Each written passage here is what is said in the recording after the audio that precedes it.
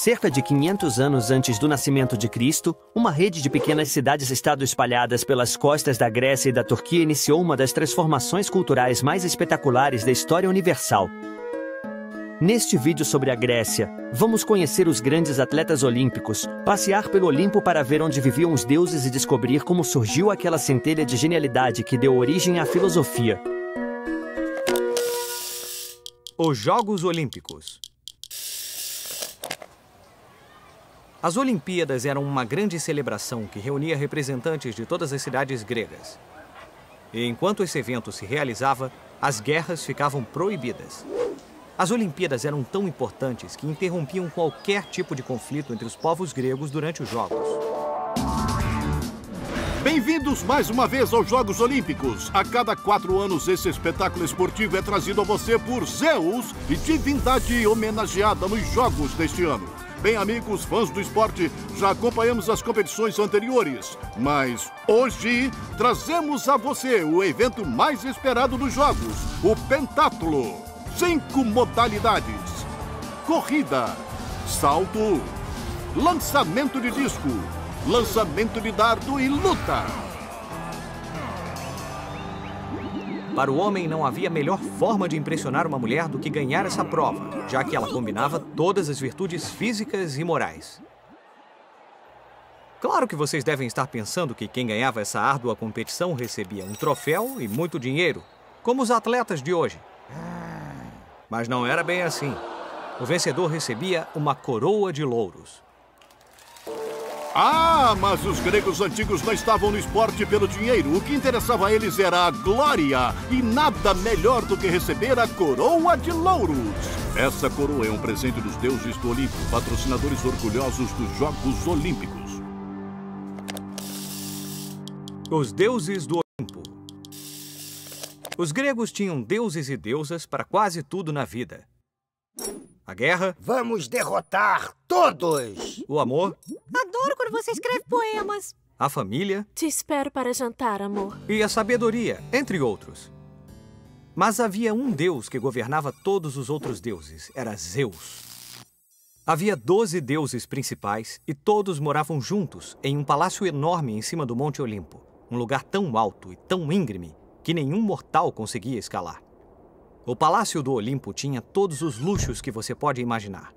Muitos quartos, um zoológico para os animais sagrados, salas de armas, cozinhas e salas de jantar.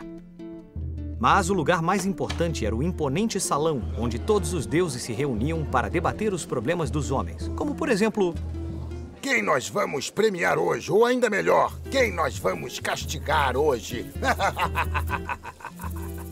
Os deuses gregos eram muito parecidos com os humanos. Sentiam ódio, inveja, sentiam dor em guerras e combates e, principalmente, apaixonavam-se. E trazendo ao mundo muitos filhos que se tornavam deuses ou semideuses. Mas havia características que diferenciavam os deuses dos humanos. Os deuses eram imortais e tinham muitos poderes. Além disso, podiam controlar com as próprias mãos o destino de cada ser humano na Terra. Que parte da cultura grega você gostaria de visitar se tivesse uma máquina do tempo? Conte para nós nos comentários. Filosofia. Os gregos adoravam pensar sobre o mundo que os rodeava. Matemática, amor, natureza, eles fizeram perguntas sobre tudo. Assim nasceu a filosofia. A filosofia é uma maneira de estudar e descobrir o mundo, fazendo perguntas e utilizando a razão e a lógica para encontrar respostas. Na Grécia Antiga, viveram muitos homens sábios que fizeram perguntas que tinham respostas muito difíceis. Por exemplo, do que todas as coisas são feitas? Tudo no universo é composto de apenas 4 elementos: a terra, a água, o ar e o fogo. Através dessas discussões, os gregos formulavam ideias que a ciência só conseguiu provar milhares de anos depois. Eu acho que toda matéria é composta de partículas muito pequenas, tão pequenas que não podem ser divididas. Eu vou chamá-las de átomos. Os antigos filósofos gregos debateram sobre muitos temas, o que muitas vezes provocava inúmeras discussões entre as pessoas que pensavam de uma maneira e as que pensavam de outra. Suas contribuições provocaram um impacto enorme na maneira como vemos o mundo hoje. O foco na tentativa de responder a perguntas de uma forma lógica e comprovada foi a base para o método científico e, portanto, a base para estabelecer o modo como encaramos a ciência hoje. Neste vídeo, vimos que as competições esportivas eram um campo ideal para desenvolver o esforço, a temperança e a liberdade. Todas essas são virtudes muito importantes para os gregos. Também o apego deles aos deuses, a quem ofereciam todas as suas conquistas. E, por fim, o surgimento da filosofia, que buscava explicar tudo sem crenças mágicas ou religiosas. Queremos saber, qual você mais gostou? A arte, os heróis ou a filosofia grega? Conte para nós nos comentários. Hoje, Alexandre o Grande. Havia um homem na Grécia que, desde muito jovem, teve o maior sonho que alguém poderia ter. Esse jovem, chamado Alexandre, era o filho do rei Felipe II, rei da Macedônia. Alexandre decidiu partir para uma longa viagem com um objetivo ambicioso. Quero me tornar o maior conquistador de todos os tempos e governar o mundo. A viagem de Alexandre começou na Macedônia, no ano de 334 a.C. Aos 20 anos, esse jovem guerreiro formou um exército que era treinado com técnicas avançadas para a época.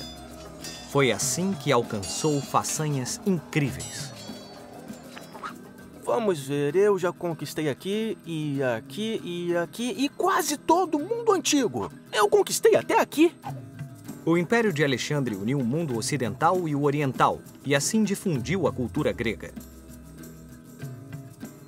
Quando Alexandre o Grande criou seu império e centralizou o poder, ele se contrapôs a um dos princípios fundamentais do espírito grego. Assim, muitas cidades que antes eram independentes passaram a ser governadas por um único homem. Com a morte precoce de Alexandre, que não deixou herdeiros, chegava ao fim a época da Grécia clássica.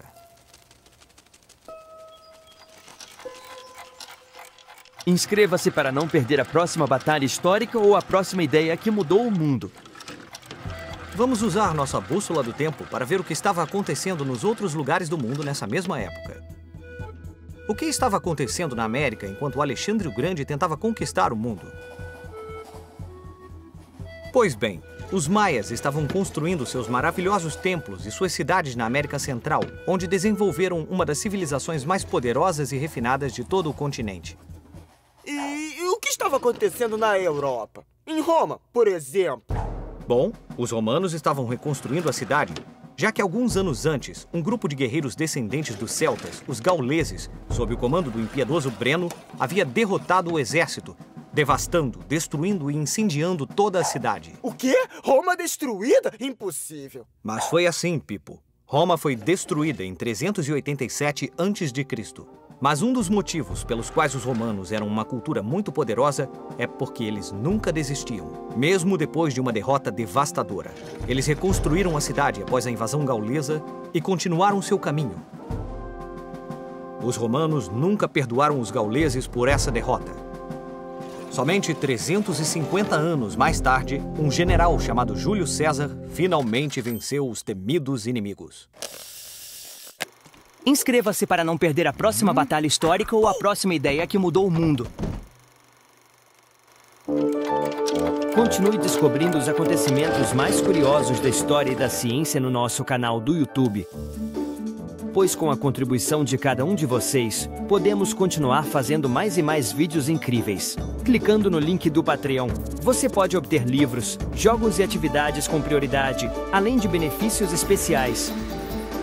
Cada apoio, cada like que recebemos faz toda a diferença. Então, muito obrigado. E lembre-se que tudo é surpreendente quando a gente tem vontade de aprender.